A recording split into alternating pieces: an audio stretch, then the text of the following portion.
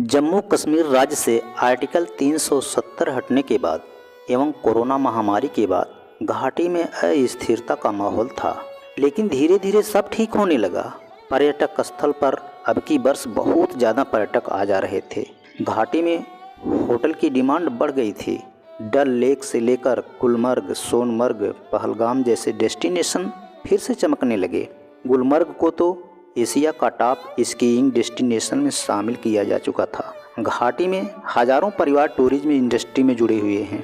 शिकारा चलाने वाले, guide, taxi driver, hotel staff, restaurant कारीगर, हैंडीक्राफ्ट विक्रेता, सबकी आजीविका इसी पर टिकी है।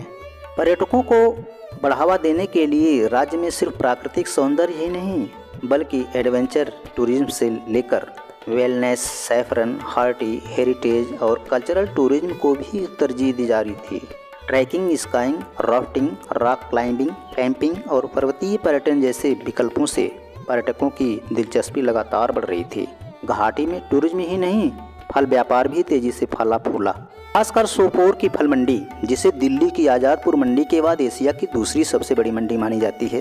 कुपवाड़ा, बंडीपोरा, बारामूला और बड़गांव जैसे जिले के हजारों किसान से इस मंडी से जुड़े हैं। देश विदेश के फिर यहां आने लगे थे। लेकिन पहलगाम में हुए इस आतंकी हमले ने फिर से घाटी को वही पुराना खौफ याद दिला दिया। पहलगाम में हुए आतंकी हमले से पूरा देश गुस्से और गम में है। 28 निर्दोष मारे गए, कई घायल हो गए हैं, अस्पताल में इलाज जारी है। इस भयावह हमले में असम के श्रीभूमि कस्बे का एक परिवार बाल बाल बच गया। देबाशीष भट्टाचार्य, उनकी पत्नी असम विश्वविद्यालय के बंगाली डिपार्टमेंट में कार्यरत हैं। वह अपनी पत्नी और बेटे के साथ कश्मीर घूमने आए थे। जिस वक्त पहलगाम में आतंकी हमला हुआ, उसी जगह मौजूद थे। वे पेड़ के नीचे छुपे हुए थे। वहां आसपास लोगों को कलमा पढ़ते हुए सुना, वे भी उसमें शामिल हो गए।